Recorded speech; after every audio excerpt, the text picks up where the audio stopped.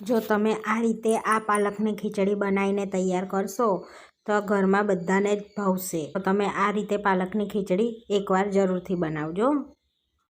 તો નાનાને લઈને મોટાને બધાને આ પાલક ખીચડી ભાવશે. તો તમે એકવાર બનાવશો તો વારંવાર બધા પાલકની ખીચડી માંગશે. તો શિયાળા સ્પેશિયલ પાલકની. હાય ફ્રેન્ડ્સ, આજે હું શેર કરીશ તમારી સાથે પાલક ખીચડી બનાવવાની રેસીપી. આગળ મેં 100 ગ્રામ પાલક લઈ લીધી છે. પાલકને આપણે ધોઈ લઈશું. પહેલાં થોડુંક પાણી એડ કરીને પછી ધોઈ લેવાની છે. તો 2-3 પાણીએ ધોવાની, કારણ કે દળવાળી પાલક હોય ને એટલે. તો આ રીતે આપણે ધોઈ લઈશું પાલકને. તો તમારે હેલ્ધી અને ટેસ્ટી કંઈક નવું ખાવું હોય તો આ રીતે તમે હેલ્ધી ખાવું હોય તો આ રીતે તમે પાલકની ખીચડી બનાવી શકો છો. એકદમ ટેસ્ટી અને સરસ બનીને તૈયાર થશે આપણે પાલકની ખીચડી. પાલકને 2-3 પાણીએ ધોઈ લીધી છે. હવે આપણે કોરી થવા દઈશું એને. અને દાળ ચોખા લઈ લઈશું. તો અહીંયા એક નાની વાડકી મેં ચોખા લીધા છે. 1/4 કપ છોડા વગરની મગની દાળ લીધી છે મેં. અને 1/4 કપ તુવેરની દાળ લઈશું આપણે. પછી એને આપણે ધોઈ લઈશું 2-3 પાણીએ સરસ એવા. આ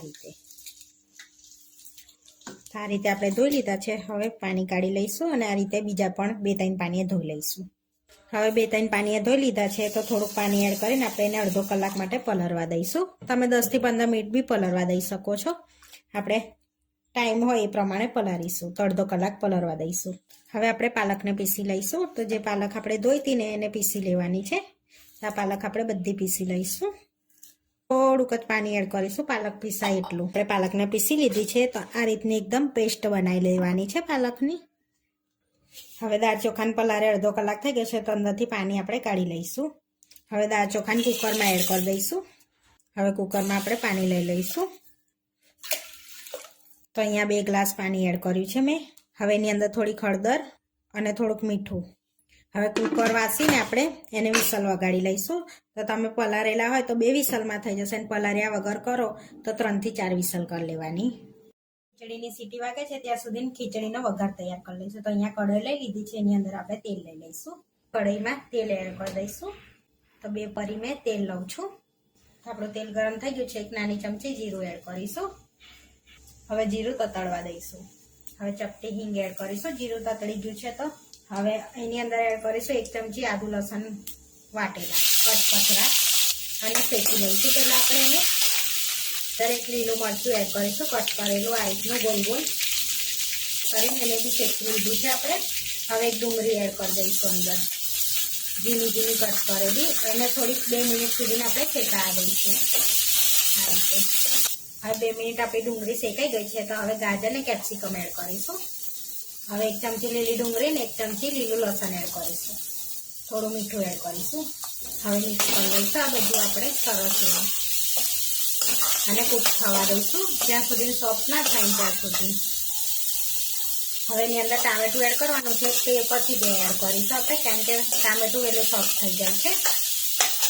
હવે શાક આપણા બધા શેકાઈ ગયા છે અને સરસ સોફ્ટ થઈ ગયા છે.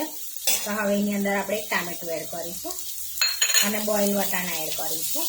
પછી લઈશું એને ટામેટાને બી જોડે જેવા કાચું રહી ગયું હોય ને એ પણ શેકાઈ જાય. તો પ્યુરી એડ કરી દઈશું આપણે અંદર અને મિક્સ કરી લઈશું સરસ એવું. એટલે પાલક બી ચડી જાય આપણી. થોડુંક પાણી એડ કરીશું, બાઉલ જેટલું.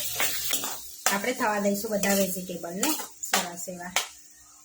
હવે એની અંદર આપણે મસાલા કરીશું. થોડી વાર થવા દીધી પાલકને, પછી મસાલા કરી દઈશું. 1 ચમચી લાલ મરચું એડ કરીશું. થોડી હળદર એડ કરીશું. 1 ચમચી ધાણા જીરું પાવડર એડ કરીશું. પછી ગરમ મસાલો એડ કરીશું. હવે મિક્સ કરી લઈશું બધું આપણે એને સરસ એવું. હવે આપણે 2 વિસલ વાગી ગઈ છે. લઈશું ખીચડી.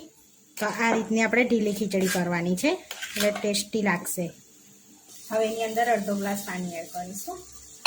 આ ખીચડી આપણે ઢીલી બનાવીશું સરસ એવી. બધા મસાલા શેકાઈ ગયા છે આપણે સરસ એવા. હવે જે ખીચડી બનાવી હતી એ અંદર એડ કરી દઈએ. મિક્સ કરી લઈશું ખીચડીને આપણે સરસ એવી. બધું એક રસ થઈ જાય ને ત્યાં સુધી આપણે મિક્સ કરવાની છે ને.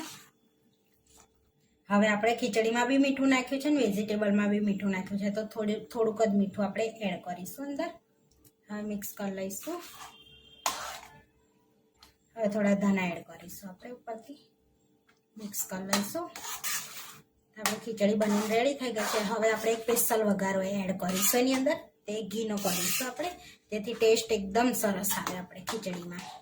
ખીચડી રેડી છે તો હવે ગેસ બંધ કરીને અને સાઈડ ઉપર રાખીશું આપણે, અને એક વઘાર એડ કરી દઈશું. વઘાર એડ કરવા માટે વઘારિયામાં આપણે ઘી લઈ લઈશું. તો 2 ચમચી મેં ઘી લઉં છું.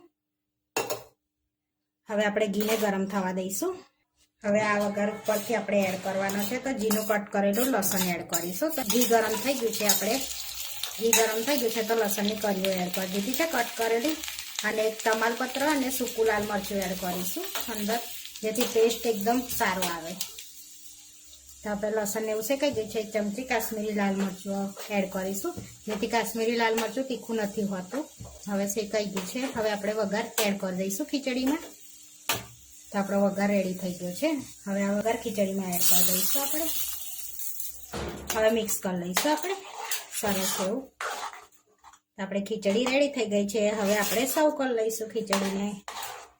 હવે આપણે સર્વ કરી લઈશું. તો અહીંયા ખીચડી લઈ લઈશું. હવે ઉપરથી 1 ચમચી આપણે ઘી એડ કરીશું અને થોડાક ધાણા એડ કરીશું.